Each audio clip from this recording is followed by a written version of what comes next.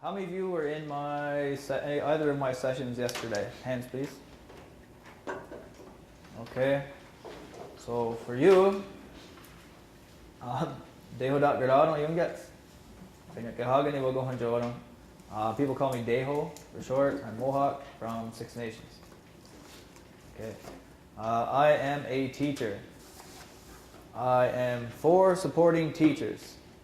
This session today will build on both sessions yesterday, but mostly the first one.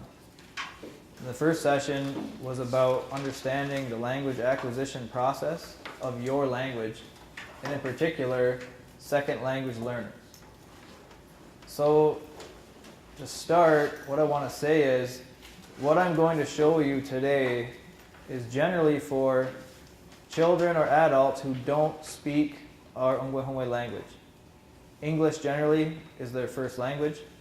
They come to a school or a program and the parents want them to acquire the language as a second language. They want them to be speakers of that language.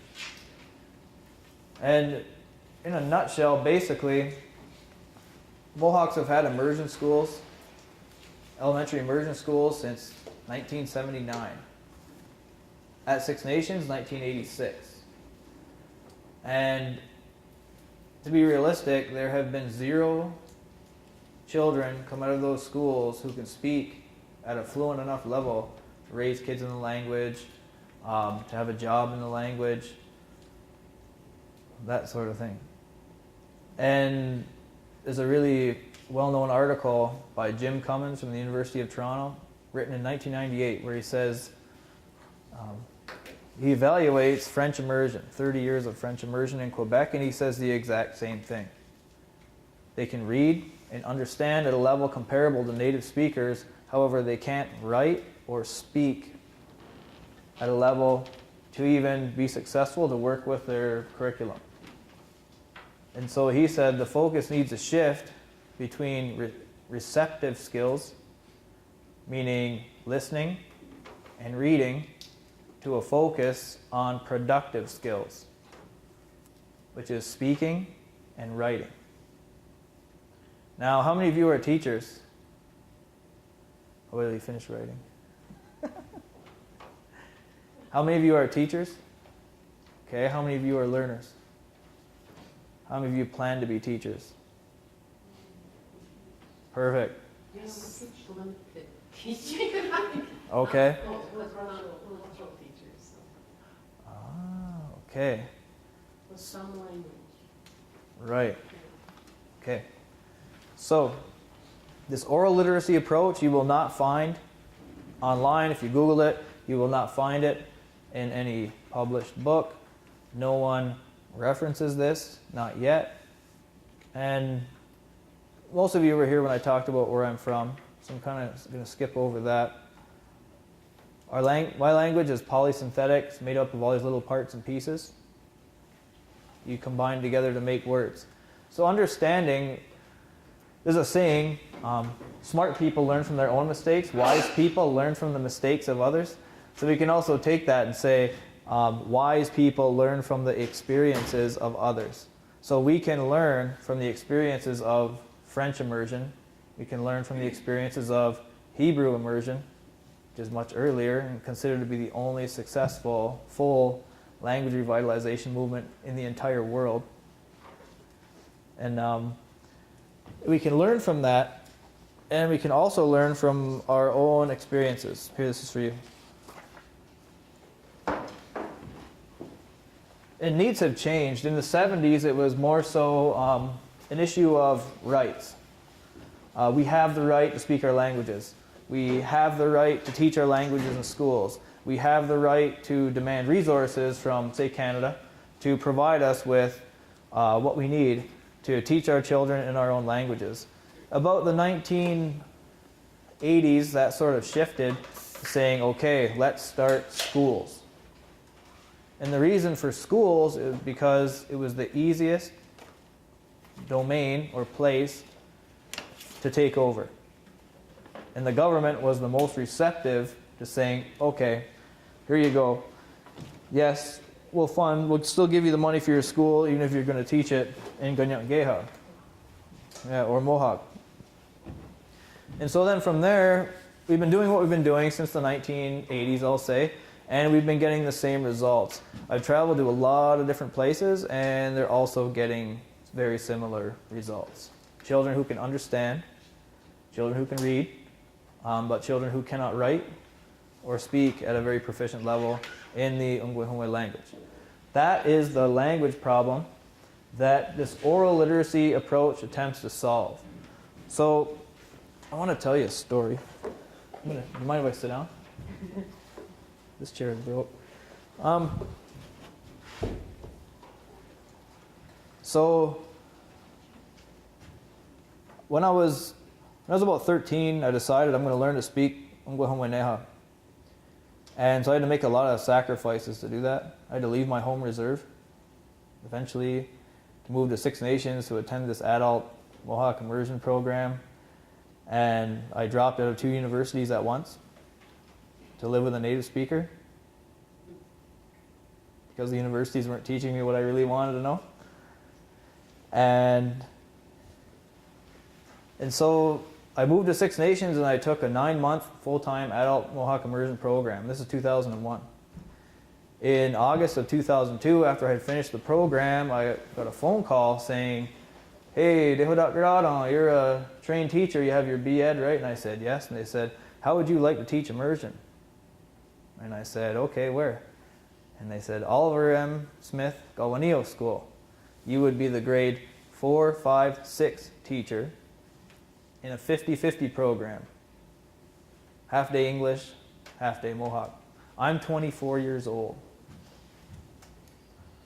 2 languages, 3 grades, 1 room. My first job. So I go in there and I think, how have I seen the language been taught? And I had some pretty good mentors who were considered experts at the time.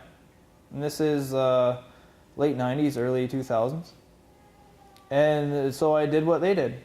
I taught the Ontario curriculum through the Mohawk language. And I started realizing a lot of things in those first few years of teaching. One, the kids didn't have the language skills to be able to fully participate in cognitively challenging academic activities and tasks. There was a lot of paper. There was a lot of silence. I didn't really hear the language being used. So I just got thinking, well, what's the purpose of this school? They could just go down the hall and be in the English class and get the same thing. So I started thinking, okay, something has to change here. And so at the same time, my 3rd year of teaching, my wife becomes pregnant with our first child, my oldest son, Tehotakerá. And I tell my principal, I said, when he's born, I will not be here for at least 1 year because I want him to be a speaker. So I took leave without pay for the first year. And he was born, and I took him into the school, and I showed the kids, and I said to them, "This is the reason that I'm not going to be here. It's this baby. And I really value you. However, I want this boy to be a speaker of Ganyangeha." So I ended up staying home for 3 whole years of leave. And he was the first language speaking child at Six Nations in 60 years. And that, yeah, right? Cool. And I thought a lot about, well, how did that happen? How did I do that? So I reflected on it. And then I thought, I have to go back to work. What am I going to do with this boy? He speaks Mohawk. Like, really speaks it. Like, better than me. And said, okay, my wife had another baby. Said, okay, well, she'll stay home. And they had a language nest at the time, so we had support. So I went back to work. And when I went back to work, the 50-50 program I had been hired to work in had been scrapped. They've been abolished. And so they said, you're going to be teaching NSL on the cart. The 40-minute snippets a day where you go into each class. And I said, if I'm going to teach that, I want my own room. And the principal said, okay. And she made it happen. And when I went back, I thought about how my son became a speaker. There were no books. There were no pens. There were no textbooks. There were no videos. It was just this, this, and this, and this. And the Ohanjage, the earth, our house. All the things we usually do, how we survive. So when I went back, I said, okay, I'll teach this NSL. And I said, I'm not going to use papers, pencils, books, desks, nothing. Like, okay, well, I got to come up with something new here. I took some training. Dartmouth College has the Rassius Center. Anybody familiar with that? Rassius Center. You can learn the Rassius method. Awesome. It's all about drama and play. And you watch, you observe first, you listen. Like the babies, you watch, listen, then you move and you do, and you speak after. So I learned some new tricks there that they didn't teach me in Teachers College, because Teachers College does not prepare our teachers to teach in our languages at all. Zero. I'm sure you'll all agree. Right. So the first class comes in on the first day, and there's a circle of chairs waiting for them. And they say, they come in and they sit down. And the one kid goes, where's our coloring sheets? Isn't this Mohawk? And I looked at those kids, I said, you will not see one coloring sheet in here all year. And they go, they all look at each other. They're like, well, what are we going to do? And then I started doing it.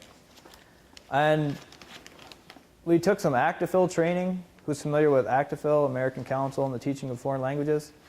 Right, we took their 5-day OPI workshop. And that isn't just to inform assessment, it actually informed my teaching practice. They will actually come to your community. You can all herd up at one little village. And they'll send someone there and you have to pay them a handsome sum. But they will show up and they'll do this amazing training for you. You go to Actifil, actfl.org. They've been working with our people since about 2008. So they've had a great influence on what I'm going to show you today.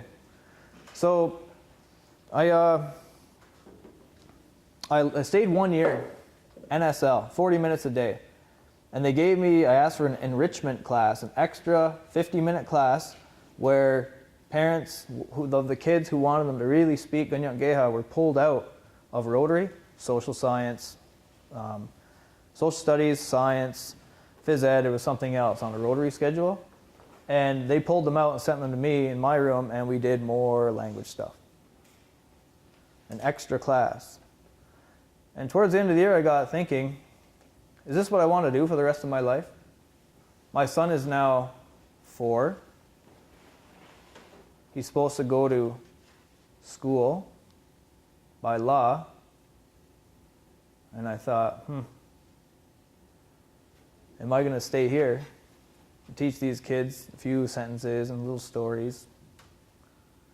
Or am I going to do something else, something more, where he can maintain his language, my other kids who are being born can maintain their language, and I can bring other kids along with us.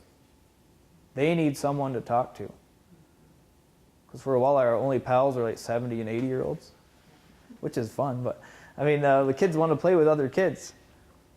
So there was a group of us who got together and we started this new Mohawk Elementary Immersion School. And it was more of a medium school. Medium because we had a child who could speak the language, he's fluent. And we had other kids who were being raised by second language learners who could also understand quite a bit. And so this gang of parents, we got together and we created this new school, and the curriculum we chose to follow was the Waldorf curriculum. We couldn't call it a Waldorf school because you have to follow all these regulations, but it was a Waldorf-inspired school.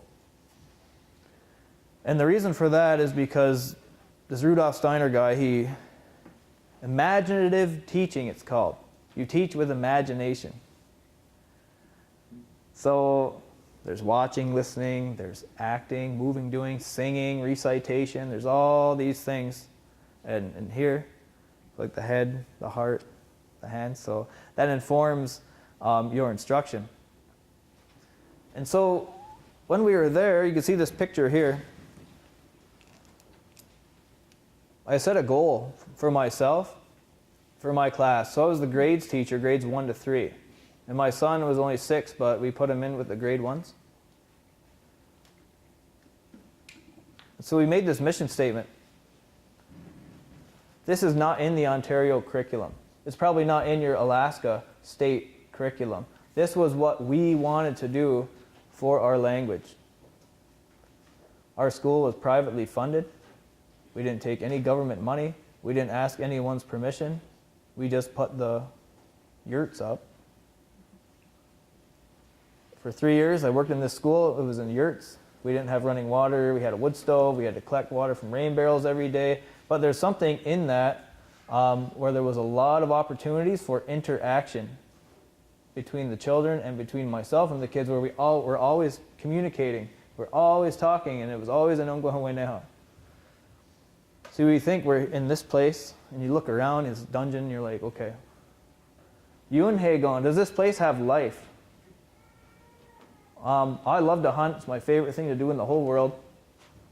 How am I going to bring what I love into this place for these little wee children who generally don't want to be sitting behind a desk? They want to be out playing. If you're going to pick medicine, they want to go with you. If you're going scouting, you're going to look for tracks, they want to go with you. If you're going fishing, they want to go with you. They might not do everything with you, but they're there, they're playing, they're watching, they hear what you're saying. So this mission statement, language emerges naturally from within each child, from the need to communicate and express themselves in real life contexts where Ganyanggeha is used as a communicative device. So we take the first part. That's the mission. Does it say anything about curriculum? Nope. Does it say anything about school? Nope. How do you get the language to emerge naturally from a child that doesn't speak that language as their first language? That's the trick. So this was 2009, almost 10 years ago now. From the need to communicate and express themselves in real life context. How do I do that if I'm teaching them math out of the Houghton, Mifflin, or Nelson math textbook? Is any of that real to them? Integers, parabolas? Is any of that real to them? So I had to think about, okay, how do I put them in positions where they need to communicate? How do I put my learners in positions where they want to express themselves and I actually give them the time to do it? How do I put them in real life context? What do these kids do? Who are they? What kind of things do we feel is important for them to have and know? What should they be able to talk about? Communicative device. Some of you were in the session yesterday where you probably heard me say, I asked this room full of teachers, I said, well, and they're Mohawk immersion teachers, a lot of them are speakers, I said, what is Mohawk the language of access to? Crickets. They just looked at each other. One said, our culture. I said, okay. What else? Stall. I said, what? You teach French here as well. What is French the language of access to? You remember this from yesterday? Mm-hmm. Some of you? Mm-hmm. Post-secondary education, getting a job, travel, food, all these different things, right? And it's very good food too. And I said, okay. And they're all taking turns. They're all trying to say something. And then I'll say, okay, Jorhant. So what about English? What is that? What is English the language of access to? Job, media, video games, sports, social mobility, blah, blah, blah, blah, blah.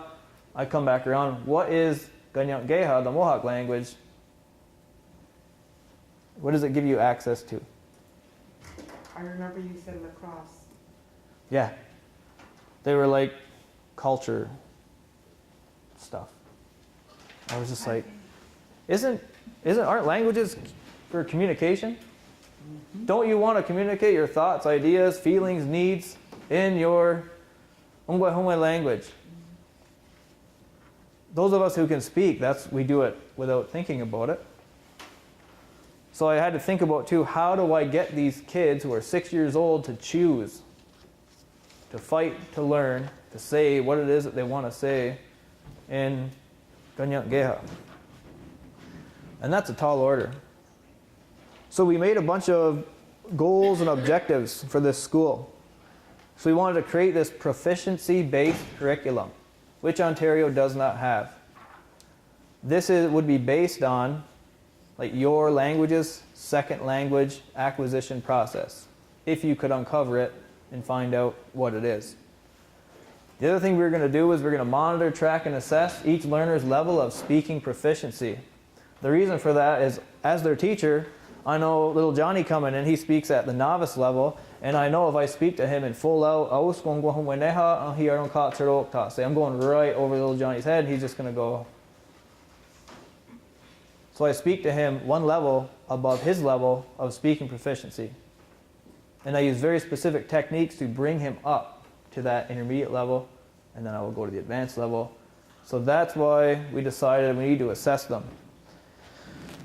Recognize each learner's level of proficiency. There's that one there. The other part of this is a lot of research has been done, and it says if a person is put in an environment where all they hear is the target language, there's no guarantee that they will become speakers. So if you're on an island with a radio and all you hear is Chinese, are you going to understand what they're saying? No. So the input, what they're hearing, has to be comprehensible. They have to be able to understand it. So I thought, okay. So whatever I'm showing them, telling them, bringing to them, stories, content from the curriculum, I have to do something else than just say it to them so that they understand it. That's different. And again, you have a math curriculum this thick that you're expected to work through. 5 strands, blah, blah, blah. By the end of grade 3, they can all do this. Well, where's the time to stop and say, okay, this is what an integer is, and act it out, show them a story or something. So the other part, people generally want to talk about whatever they want to talk about. If I wasn't talking about this, because I'm in Alaska, I'd probably be asking you all about hunting and fishing, because that's what I love to do. But talking about this oral literacy approach today, but the kids, if you have, who are the teachers in here? Hands up. Okay, they're sitting there and you're trying to do, you think you have this awesome lesson, and then little Sawadi's at the back, he's like, hey, oh yeah, last night SpongeBob did this to Patrick, and and they're all hitting each other, laughing, and you're like, oh, okay. Why is he talking about that in the middle of this, what I thought was an awesome lesson? It's like, oh, okay, he wants to talk about that, so I'm going to incorporate that into what I'm teaching somehow, and I'm going to give him the language to be able to say that, not in English, but in Ganyak Geha. That's a different sort of idea on how to teach children. So we made the school a Ganyak Geha speaking place. You could not come into the classroom and speak English. You had to speak Ongwahongweneha, or you had to be outside and they would whisper. So we have very few places where our language is paramount. We wanted our learners to be accurate. So who was in the feedback presentation yesterday? Okay, that is about building the accuracy that they need to say what they want to say, and for our native speakers to understand them. The other part of this was we can't totally discount the Ontario curriculum, because someday they could go on to post-secondary. So we also have to incorporate the state or local curriculum in some way. We can also train these learners through language learning strategic training, which is an actual whole field of research. Language learning strategies, you can train a 6-year-old how to learn a language. And we started doing it. And it works. Helps them. The other part, the kids can't do it alone. So the families, we mandated that one person in their household had to be actively learning the language at the same time. And we were kind of sort of selective about the people who we let into this class. It wasn't, you can choose to go horizontal, which is take everyone who wants to go, or you can choose to go vertical, which are you're going to select the people who you think, the families who you think have the best chance of creating speakers. The Hawaiians use the exact same approach, but not all of the Hawaiians who are here, the Aha Punana board, they have these very strict parent requirements. Mm-hmm. So how did you engage the family? Most of them had taken the adult Mohawk immersion program or had grown up going through the elementary immersion school and could understand a lot, well, not really speak that much, and they wanted the language for their kids. So most of us grew up in the 80s or 90s and had children the same age, and we all kind of attended the similar programs. Yeah, it's like this core group. And the other part of that is the language only has a life if there's a community within which it is embedded. Without the community, our language comes from the land, and then it's held by the people and carried by the people. And so how do you take this setting, desks, chairs, carpets, and link it with a community of people who live real lives? So I had to think about that as well. This isn't Spanish where, okay, we're living in Idaho and I want to learn to speak Spanish because I want to go to Mexico, so there might not be a Spanish-speaking community there. Who knows if there is or not. We're actually in a community that's where people are ethnically Mohawk and they think that they're supposed to know their language. The other thing we did at this school in 2009, we set some targets. So we said by the end of kindergarten, novice mid, grade 3, intermediate low, end of grade 6, intermediate high, grade 8, advanced low. So we know from Activille, adult learners of the most complicated languages that they know about right now, and they don't really know about ours. There's like Sanskrit, Korean, Mandarin, Japanese, which they consider synthetic. 2,700 hours of focused instruction just in the language. Our kids don't get anywhere near that in the little NSL programs they have, where the teacher comes in for 20 minutes a day, 40 minutes a day. It's just not going to happen. So you think advanced low for our languages are more complex than Korean. We were saying 3,600 to 4,500 hours of focus and directed study. So because we know that from our adult immersion program experiences, then we say, okay, we have these kids from kindergarten to grade 8. That's 10 years. There's 190 instructional days. 190 times, they're maybe 6 hours a day. The amount of instruction time could be 5 hours. You're looking at thousands of hours of interaction with these kids that you have in your elementary immersion classrooms. You're thinking, okay, why aren't they talking? Am I including the amount of hours that's required to help them become speakers? So we thought about that, and that's why we also wanted to combine all these curriculums. We want to deliver curriculum content and teach them how to speak our languages as a second language. That's the whole crux of this method. That is new. That's a new idea. Most teachers are just trying to keep their head above water every day, delivering the curriculum that their principal put on their desk day one, and you walk in there and that's all that's in your room. That's what you teach right there. So, the end of this session and the next session, you're going to be working together with people of your language. You're going to be up, moving around. You're going to be doing some of the methods up here, demonstrating. So you just be patient for the talking part, please. So we wanted to combine content. So we have our seasonal calendar. This is our how we survive. So just in April, we speared walleye. And then after that, wild leeks come out. So we know that. Then we know after that, skunk cabbage comes out.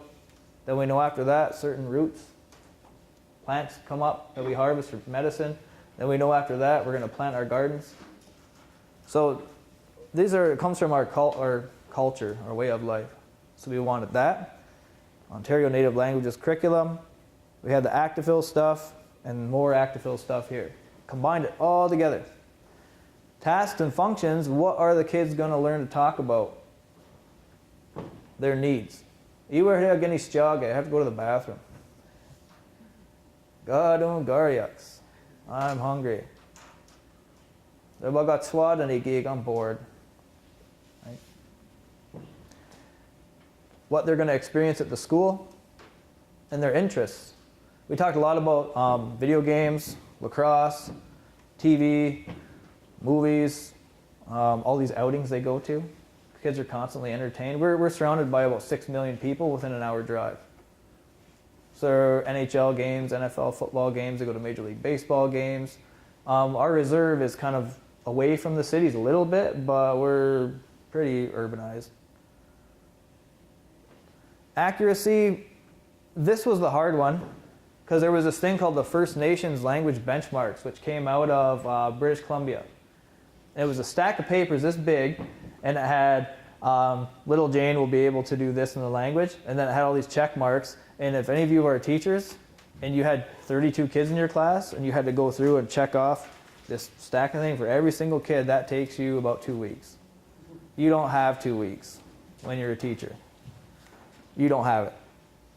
So we just said, okay, we'll just go with this for now. And then proficiency level, there was that. That's a checklist. Basically, they can do this, they can do that, they can do this. And this Actifil OPI is an interactive interview where they show you how well they can communicate freestyle in the language. There's no checklist. You don't sit there and check, check, check, check. You just have a conversation. It's very guided. There's a very specific process on how you do that. Here's the results from 1 year. I went to this place called the Kimball Union Academy in New Hampshire, and the Dartmouth College Rastia Center puts on these accelerated language programs. Anybody hear those? Children came from all over the world. I sat in while they conducted these Actifil OPI interviews in Spanish, Mandarin, English, and French. And I took those papers and I brought them back to Six Nations and I changed them to suit Mohawk. And so I was the one who delivered these OPIs. I had another person who had taken the training listen to them, watch them, and kind of just give their own rating. And it sort of matched up. So we can see student number 1. This one here was my son.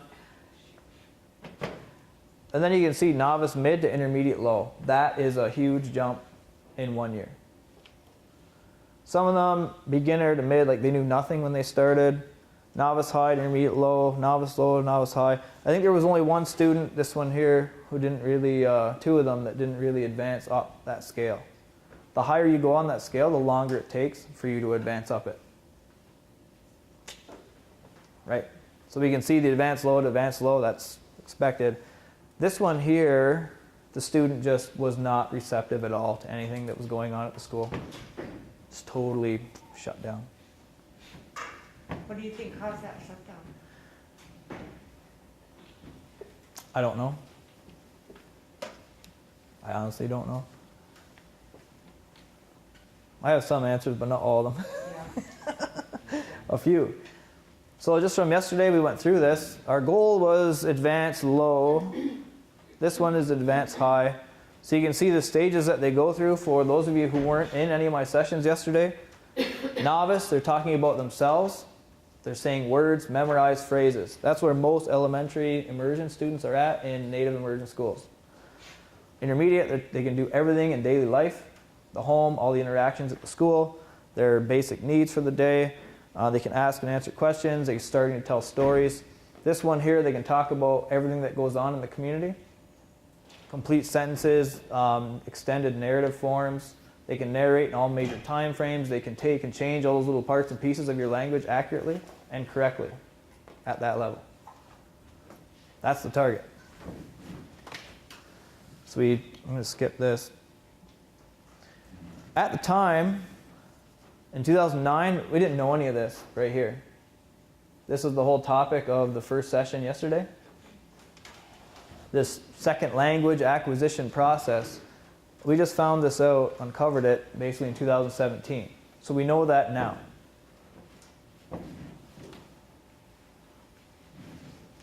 So I stayed at this school for a few years, and I ended up leaving and been teaching adults in university programs ever since.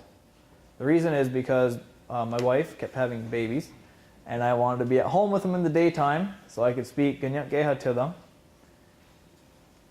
And so I did my master's. I took a whole bunch of these second language courses, graduate level courses. I took, then I did my PhD and in Hawaii, and I got watching, and all this prior experience builds up, and everything I've ever seen and all the people I've ever watched teach a language culminated in this. People in my community asked me, how did you get those kids to talk? Those kids could really talk. How did you do that? I was like, it's one thing to be able to do something, it's quite another to be able to explain it to other people. So this is only my second time ever trying to explain this to a group of people. So y'all was going, you would be patient. And I was hired by the Six Nations Language Commission to write a teaching manual for Haudenosaunee languages. And I thought, okay. So I got online, I looked at all these other manuals. TOEFL, they're all for English, or French, or Swahili, or Yiddish, or some other language other than Ungwehongwe languages. Then I looked at the Ungwehongwe languages stuff, Master Apprentice Program, Where Are Your Keys, the Accelerated Second Language Acquisition. And these people are it's awesome what they're doing, but they're very much like, this is my method, this is what you do. And I thought, I've never ever followed one person. I've always incorporated any and all methods that I thought were useful to giving the children, or my learners, the language that they need to communicate for real in our language. So I've been to all these, different, anyway, I won't go there. The oral literacy approach is not my approach, it's everyone's approach. It's based on our culture, our collective experience, I'd say over the last 60 years of trying to teach our languages. I'm the one they hired to pull it all together. So this approach has 7 stages. This is how we would deliver curriculum content and second language learning to children, adults. Could be in immersion or second language settings. So the very first thing we're going to do, watch, listen, input. We're going to model the language for the learners that they need to be successful to master curriculum content. If you're doing force and motion in grade 5, how many students know the word for fulcrum, axle, pressure, rate, speed, weight? How many of them know those words? How many of them know them in English in their first language? So we give them the language they need to be successful in that unit at the start of the unit, and we present it to them in a way that's familiar to them. It makes a bridge between the curriculum content and who they are as people. Mohawk kids, you say, here's your math book, you need to do fractions. They're like, why? They're real testy little buggers, right? They'll just sit there and like, okay, why am I supposed to do this? That's kind of how we are as people. We're pragmatic. If there's no use for it, we're just like, whew. So here we can use a multitude of stories. There are a lot of considerations to be made at that level. I'm going to show you how to do that. The papers you have give you the framework for it. You can kind of try to make one here in a bit. Second thing we do is we move do. So this comes from the Waldorf people, where you present this amazing story and you present it in your culturally relevant way, however your people present stories. And then the kids take it in. This is day 1. You can follow along here, kind of on that chart. Day 2 is move do. How do I know that those kids understood what I told them? Same thing, sitting on an island with the radio, listening to something in Yiddish. Are you going to be a speaker of Yiddish? No. How do I know they understood that? I'm going to have them act that story out. It's fun, they love it. That's move do. The other thing is they're taking something in, they're getting something out. That's that productive skills you want to build. So if the mind generally follows the body, so if you do something with the body, eventually the mind and the words will follow. So you're teaching them to take something in, get something out. There's a guy named Stephen Krashen talks about this quite a bit. Input, output, intake it's called. Intake is when they hear something, take it in, and it actually starts coming out. That's what we want. The next thing, after they move and do it, they got something out. Now we want them to get it out through here. We want to see if they quote unquote know what it was presented to them here. And so they're going to interact and speak. And then only after they can say it out loud and kind of use it a bit with each other, then we move to reading and writing. It's like the last step. So the first 4 stages, you're giving them the language they need to be successful. Then in the last 3 stages, they're applying it in context, generally through task-based language teaching, it's called. So you're giving them things to do that are useful, purposeful, and meaningful.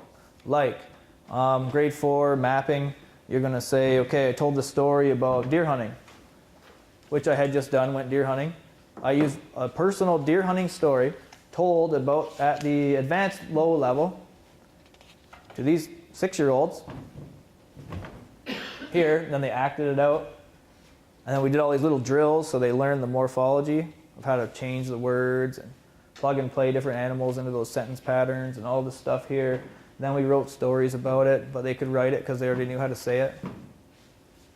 And when they saw it in reading print, they knew exactly what it said because they could already say it. So I didn't even have to teach them how to read. And to apply that, okay, so your task is grade 4 mapping. Social studies or science, whatever it's called. Go out and make a map of the field behind the school and show where all the deer tracks are. And they went out there and they're like, oh, zagato tia de gayanuni. Got ni yo yerado. And they heard all these words in that story that I had told them at the very first day. And I gave them time to practice with it before I sent them out to do something real with it. So here they're kind of applying it, transferring it. They're going to transfer it to, so this is a familiar context, very similar to what was told in the story. I give them real life tasks to master it, to practice it here. Transfer, I give them a new context, a new sort of task, where they apply that language in a different context. And then to extend that, that's where we link with community. We link with their families. So because I had shot that deer, 4 days after I had told that story, we did all these other activities. We went to my house and we skinned that deer. And my father-in-law had shot 3 more. There was like a deer mobile behind his house. And we went out there and we skinned all those deer. And the kids were there and they helped. And they knew some of the words about how to talk about what it was that we were doing.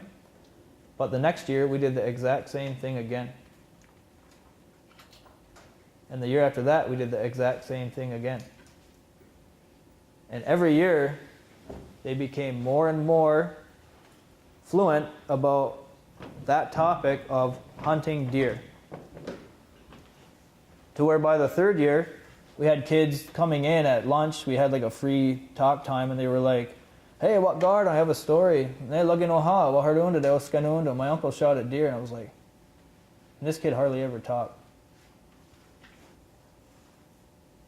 And in some ways we don't really know everything that they know or what they can do, but this process brings it out of them. They want to talk. They want to talk in the language, and our goal as teachers is to give them the language to be able to do that. Stage 1. What I want to talk about here are, sorry, I'm not a PC guy, these 3 activities right here.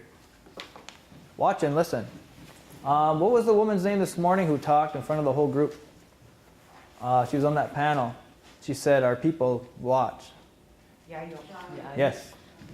Our people watch, our people too. Garhong. So the cradle board. Your baby goes on the cradle board. It stands up. The baby's like this.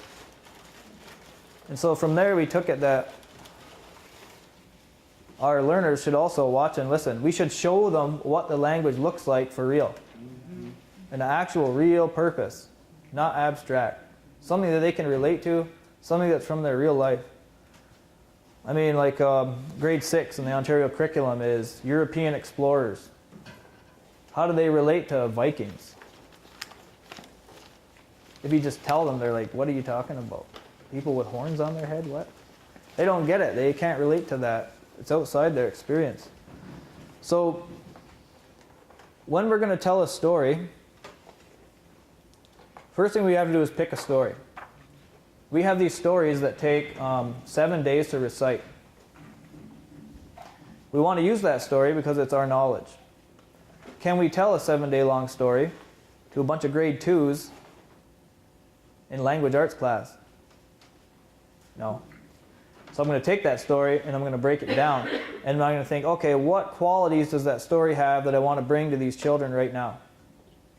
We'll tell that part of the story about Jiguntsaze, the woman who used to feed all the warriors on this trail who would go kill each other from all the different nations.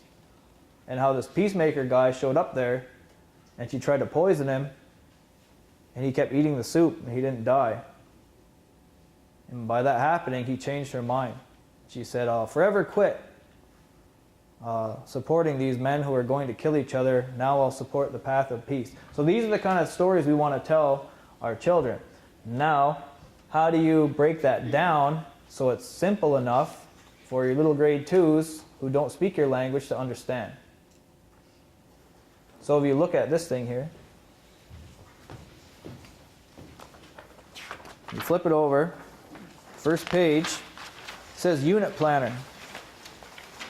Now, if you go down to watch, listen, remember I borrowed a story from the Waldorf people, and I had to teach geometry in grade 2. And the story I borrowed was called The Square Kingdom. So everything was in squares. And then all these squares combined together. It was the farmers' fields that we were talking about, and they combined together to make these triangles and all these different shapes. So I told that story the first day of that unit. And then that story was the foundation of their understanding of what it was that we were doing for that unit and all the lessons that were contained in it. And so that's why it says here, central story. You would look at your curriculum and think, okay, what story does my people have that contains this knowledge that they want these kids to know in this curriculum? And you can find them. And if you can't, there are thousands of nations in the world who have hundreds of stories each that you can choose from. And it's so much fun. It's great. Then you go down, central image. When I tell them this story, what picture do I want them to have in their mind? So my people's language is very descriptive. A lot of the elders will laugh when we talk because some speakers are really funny. They describe things in a really particular way, and sometimes it's funny because it's just so vivid. You get this picture in your mind, and that's a real traditional thing for us. Our best speakers can do that really well. Is that the same for your languages? Right? So what image do we want those kids to have? Guiding question, this will come from your curriculum. Unit goals, that will also come from your curriculum. So if we go to watch, listen, the very first thing you're going to do is, it says, level of proficiency of the story. Does everybody see that there? If you think about your class, are most of them at the novice level? Are most of them at the intermediate level? Are most of them, let's say my grade 2s were most at the intermediate level. So I'm going to tell that story to them at the advanced level. Is this story going to take 20 minutes to tell? No. So it says story script. Line 1, line 2, line 3. Flip it, add additional lines as necessary. I have an example of one I'm going to show you here in a bit.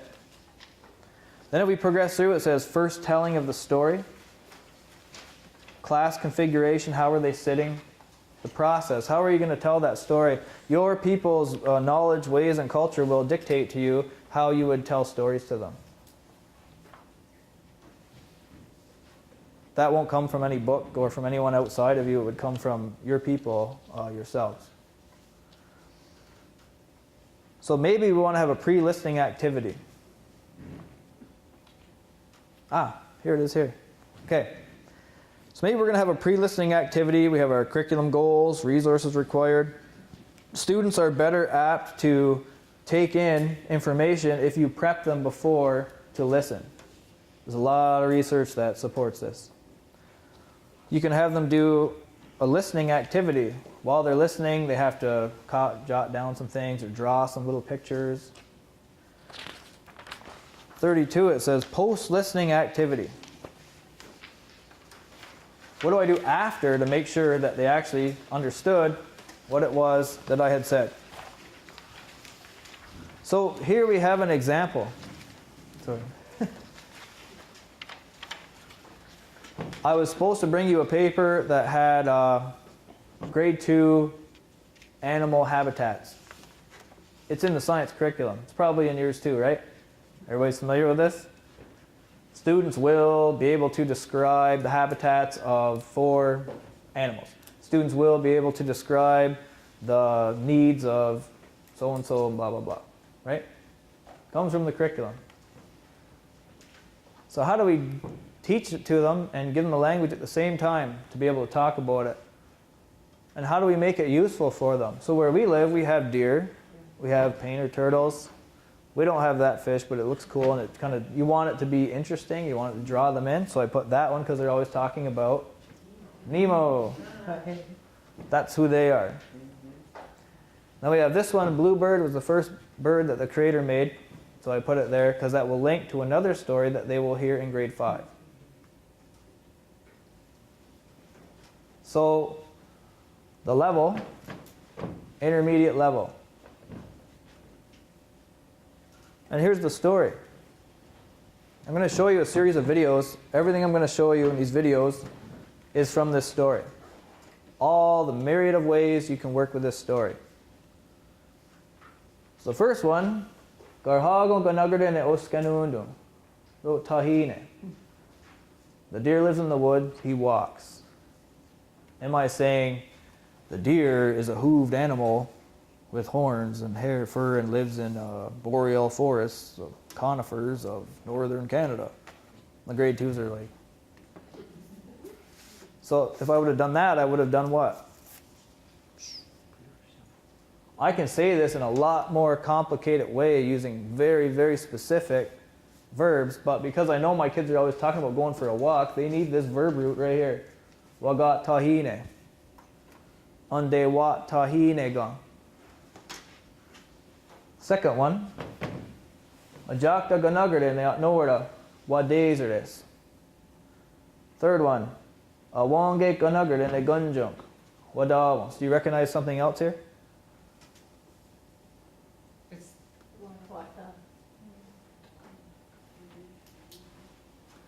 Listen to the words.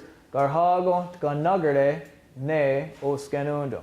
Ajakta ganagarde ne. No word. It's the second one.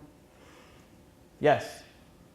That's the same, and it's in the same spot in every sentence. These learners are at the intermediate level, so they need to know how to put these words in a very particular order that is correct for my language. Ne atnorda. Ne oskanundum. Ne gunjunk. Ne jeet da. There's another one. I don't have to teach that to them. They're learning grammar right there. So we're going to be really crafty when we make these stories. I don't expect you to get all this information in an hour and a half because it's just not long enough. I was hired to do 3 PD days of just this stuff with 35 teachers at 6 nations of Onondaga, Cayuga, and Mohawk languages. And they wanted to see more because they actually had time to practice, to plan it out. So if you were to think about, those of you who are teachers, tell a story something like this. Like, is it complicated? No. Could the kids say it? Learn it? Would it be useful to them? Right, because they also know other words that they can combine with these. So this video will show you, watch, listen. Activating schema means that you're preparing them to listen. You're kind of indicating to them what they're going to hear. You're prepping them up. So you're going to see how I do it. This is actually the teacher sessions. They recorded them. And then you're going to see the first telling of the story. So let's go.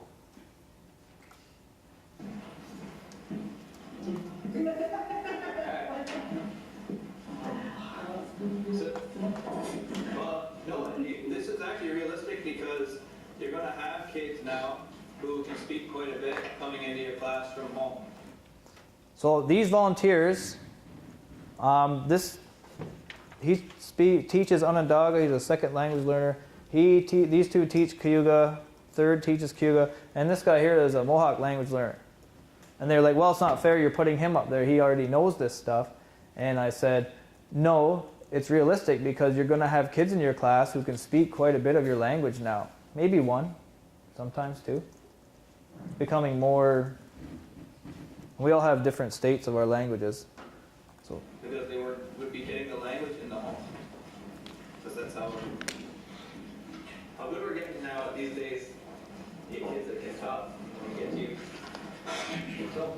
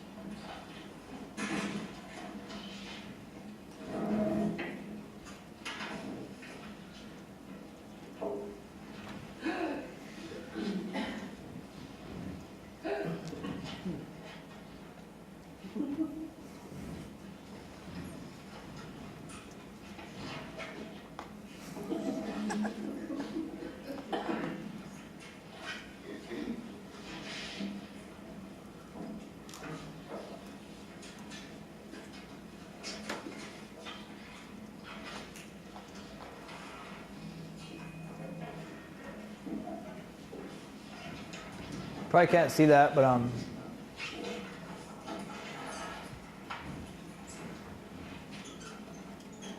drawing a bird.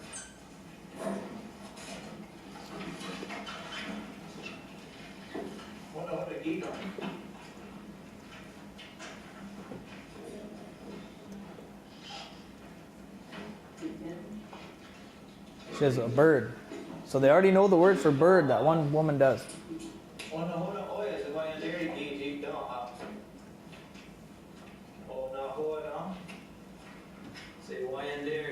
What do you know about the bird? It's sitting up there.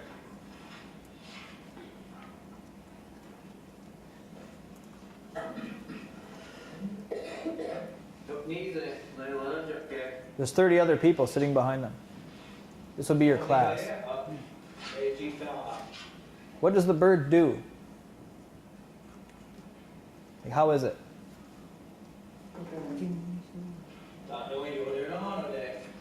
Maybe it's singing.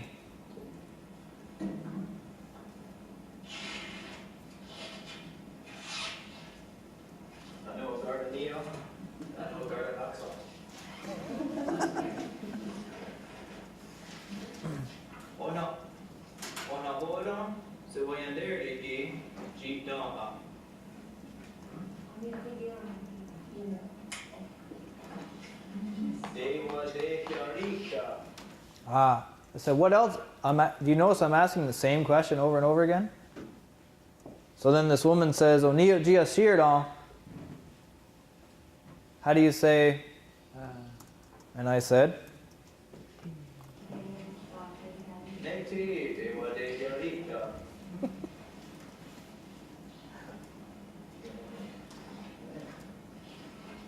Hop. Tiga.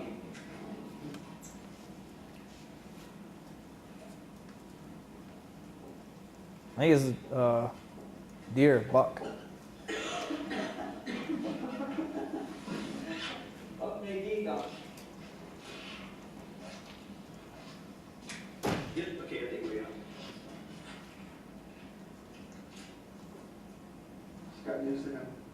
Ja, skal nævne det. A moose? Not a moose.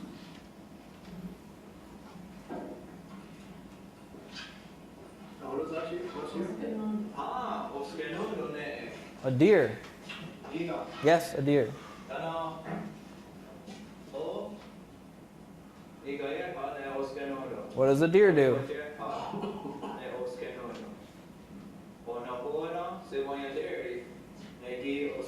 What do you know about the deer?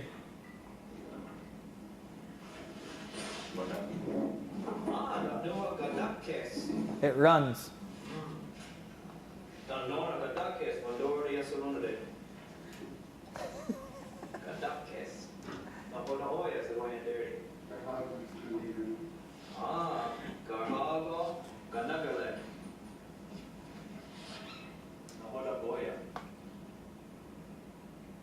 So he just said they live in the forest.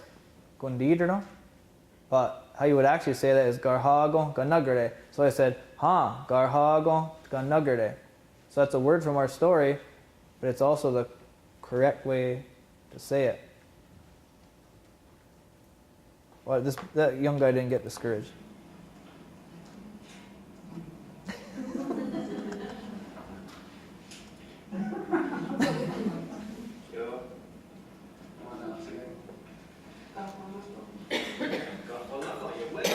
It's good meat, good tasting meat.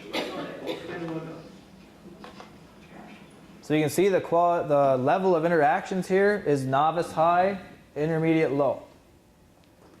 Mm-hmm.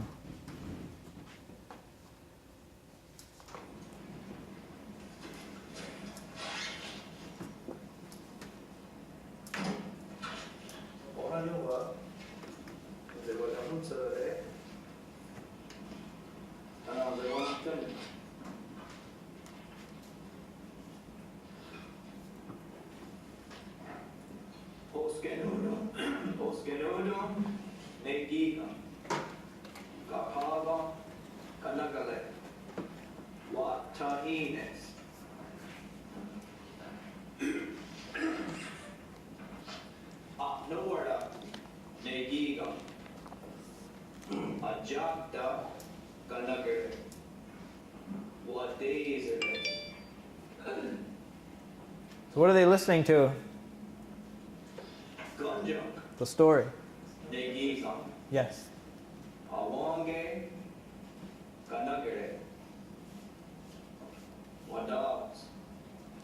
So they're watching and listening.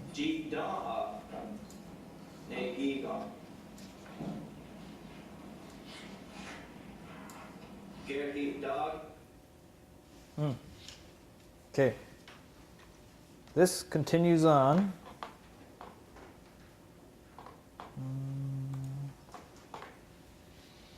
Where'd they go?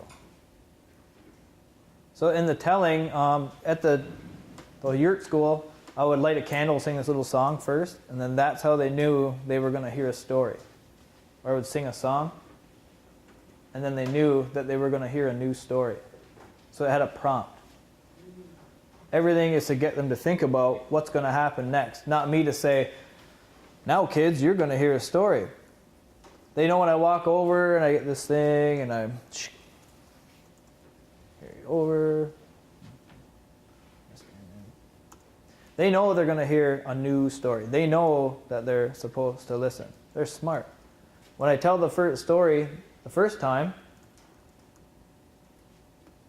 how do I know that they understand it? I don't. I just tell it. Because I'm letting them do what? Watch and listen. They're going to figure it out for themselves. Kids love to be challenged. They want something that's difficult but achievable. They want that. When I started teaching this way, trips to the office went from a few to 0. To other kids wanting to come into my class. We want to be in your class. Can you take me out of that school and send me over there? Those kids are talking Mohawk. That kind of thing. So I have another, we're going to watch this one. This is the end of the story.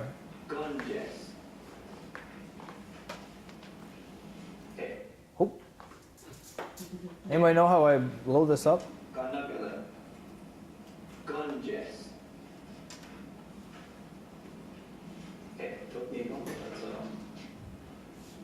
Day 1. The view at the top. The view.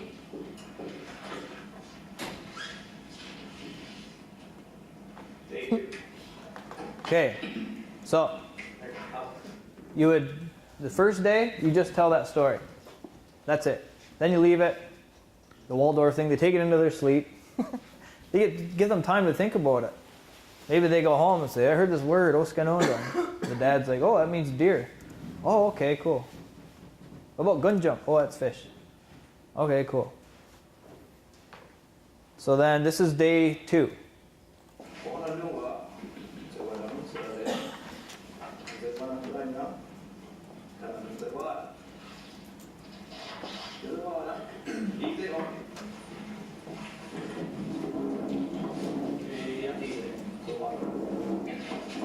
Now this moves us into move, do, the second stage. I want to see, or I want to present the story again, but provide some way for them to check their hypothesis or guess about what the story meant to see if it was right. Everybody, you still with me? Don't go to sleep. I know it's the afternoon. Hey, se vuole loro, se vuole Antonio, o scanuto, nei giga, Carhago, Canapile, what tahines.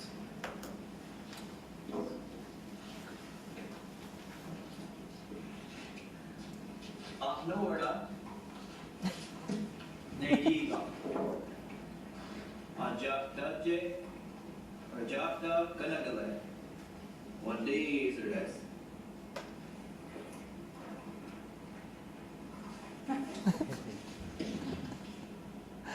Gun junk, Negiga, Awonge, what dogs?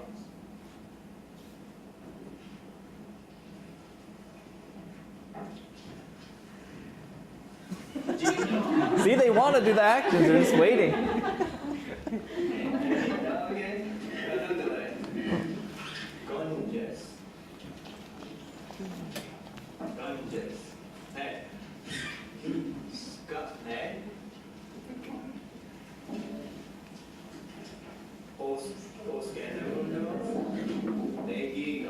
Yeah, you can stand up and do it if you want. You want to move around?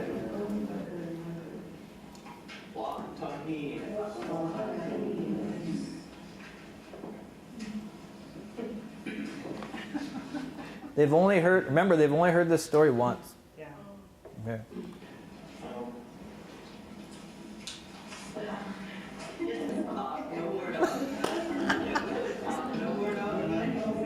See, no, we're not.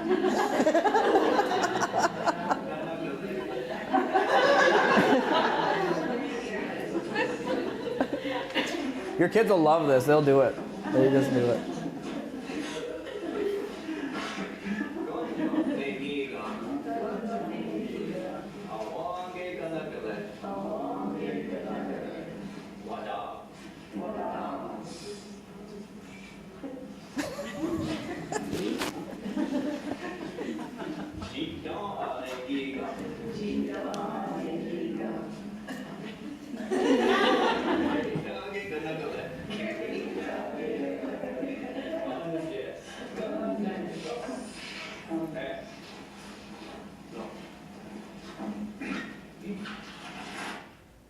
Did I ask them to say the words? No. That's day 2. Maybe day 2, maybe day 3. You can do this one.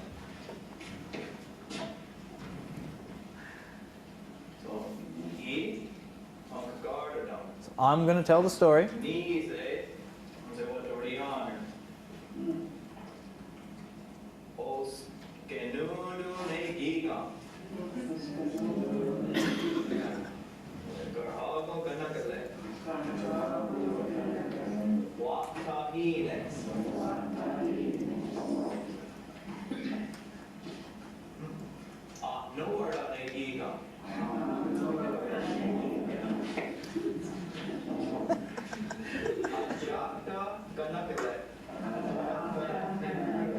What days are this?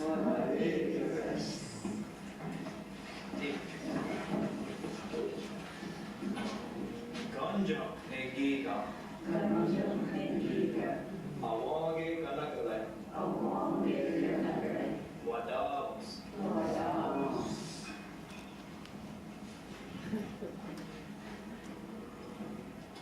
Jita anegiga.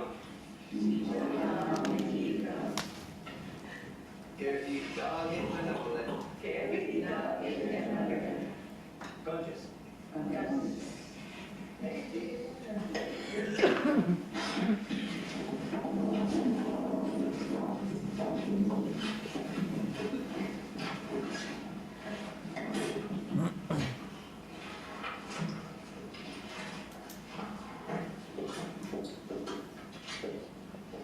Day 3 or 4?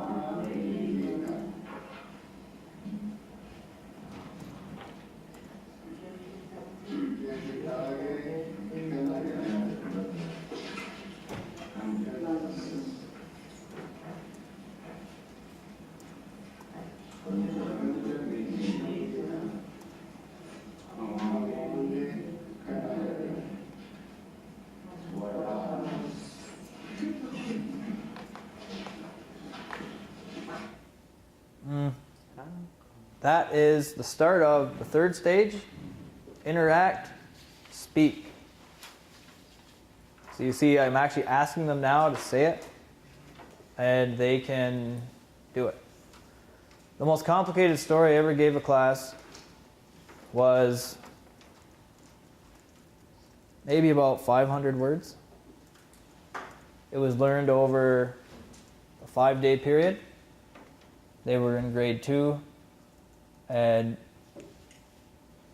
together as a class, they could recite the whole thing. I had 3 kids that could do the whole thing on their own. Another one could do it if we had actions for that one. and pictures to go with it. And when using those prompts, this little girl, she could tell the whole story. And then I had one little girl who couldn't do it. So they're all learning at their own rate, and that's okay. The email that was sent out to you has, for watch, listen, it has the process for how to build a story, how to select a story, how to take a complex story and break it down into all its little parts. It's called Teaching Haudenosaunee Languages. Did anybody see that? Okay. I just submitted that about a week ago to the people that hired me. That's very new. For watch, listen, it has a whole bunch of different methods. For move, do, I think it has about 20 some different ways you can get them to move and do the story. Interact, speak has 30 plus 40 methods in it. This is just one for each one of these. So in the second session, I'm going to call it up as we go through the other parts. I have more of these videos. Do you like the videos? Would you want to see more of those? Kind of shows you how to do it. And then towards 3 o'clock, 3:30, I mean, I'm going to I have other methods that you guys can do in your language. Like there's one, it's called negate it. So you put two students together, and then whatever one says, the other one has to negate it. Because negating something in my language is very complicated. It takes a lot of practice. So if you say yawego, tastes good, the other student says yati yawego. The one student says, dongatschikwa ege, I will play lacrosse. The other student says, ya ta da zatschikwa ege. No, you won't. You won't play lacrosse. Who knows how hard negation is in their language? Right? Those, there's a bunch of little diagrams that I want someone. How many of you have people in here who speak the same language as you? Oh, yes. Are you coming back after the break? All right. I'll have you get up here, and we'll be using the whiteboard, and yeah, it'll be fun. Okay, let's keep going. We have 10 minutes, and then we'll take a break for half an hour, and then we'll reconvene at 3. I have a question. Yes? Could you ever make criticism that this is not the way we teach language? Yes. And you did it anyway, right? Yep. I had a native speaker, one of the last ones was my assistant at Six Nations Polytech University, where I was teaching adult second language courses. They're 3 hours long. And she would just sit there. I act like this all when I'm teaching, right? And the students love it. And she just said, oh, I can't jump around like you, Deho, when I teach. And she said, they enjoy it. She said, it's different than how I know how to teach. And then it was kind of okay. Like a reluctant acceptance. Yeah. I think she kind of let it go because she respected me, because I could talk to her. We could have conversations about everything. So she kind of just let me do my thing and didn't really give me too much trouble. But some of the other methods that we're going to look at after the break, the cutting up the language, that our elders don't like that. But I'm going to do it anyways because I know that it gets results and it gets those people speaking the language. Yes? A question, your advanced learners, Yes. how do you utilize them? Or you just allow them to sit and participate? Yes. So you notice in the pre-listing activity, he was the only one to say anything. I want that. And I want him to say whatever he wants to say because he's teaching all of them. And guess who's talking? Guess who's not talking? That's the goal. We want them to talk, not us. Amen. Yeah, easier said than done. Later on, do you allow them to practice doing the actions and asking the others to? Oh, we'll get to that. Yeah, we'll see. There's different methods that I have on video that will show that. But good question, yeah. My oldest son was in there, and he's a very good speaker, and he was never bored. And it motivated him to speak more because his friends, he was teaching his friends, And he actually had other kids that he could talk to that were his age, that had the same interests, which he didn't have when he was like a little wee guy. Yeah. Yeah. Yes? How long have you been teaching? I was a teacher's assistant when I was 15. So I'm 41. Yeah. Right. Right. That first story, is that how is it has to do with your people, right? That comes from the curriculum. Yeah. Ontario curriculum, but the Cugas actually had the Actifil people come out and they put a speaking proficiency curriculum with the Ontario curriculum. And then, so they hired them to come out to help them reorganize their curriculum and to make it about delivering content and teaching them how to speak Cuga. And then they hired me to help them teach it, show them how to implement it. Well, what made me wonder if this was the first one about the creation story and stuff like that was because at the end it was about peace. Yes. Yeah. Yeah. I don't have time to show you, but there's this whole big chart that has, it goes by grade, by age, and stage of development of a human being from this Waldorf perspective. So then we also took it and we asked our elders, okay, what are our stages of personal development of a human being? And then we paired that up by grade, mostly by age. And then we said, what stories do we have that reflect the qualities that will best help Ahodiyat that child at that age? What stories do they need to hear then? So we lined all that up, and then those stories were the content for grade 1.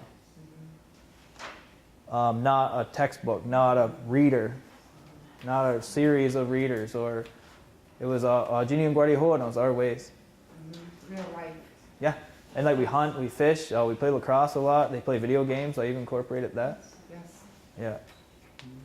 So I noticed your story had different verbs. Yes. He walks, he runs, he swims, he flies. And that's good because I think we really struggle with our verbs. And then the other part, as you're telling the stories, present tense, future tense, and past tense. I'll show that later.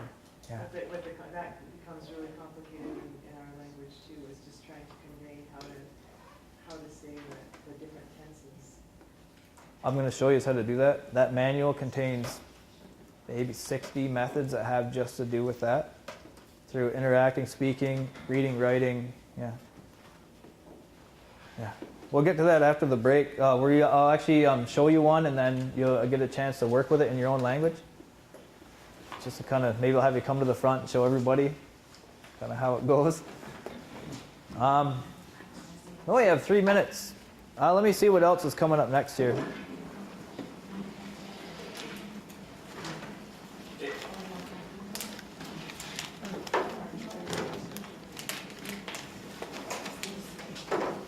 All right. Maybe we can. Okay. Who's coming back? Okay. After the break, I'm going to ask you what you would like me to focus on, because there's just so much here. I could spend a week teaching you, showing you this stuff without really getting into the whole. So what I have left are interacting and speaking for teaching how to manipulate all the little parts and pieces of your language, how to teach grammar without those kids even knowing, or learners knowing that you're teaching them grammar. There's those ones. And then there's reading and writing ones. Then there are the bigger language tasks. So what would you prefer? You want to see all the little parts and pieces stuff? I think I want to show you that too, because that's the part that no language teacher education programs have, because no other languages, very few other languages in the world have polysynthesis. Is that what it's called? Yes. Synthetic languages would be like Korean, Mandarin. Those are considered to be the most complicated. So ours are one step more complex than those. We're not even on their scales yet. But we don't care, we'll make our own, right? Okay. Hopefully I'll see you all back at 3 then.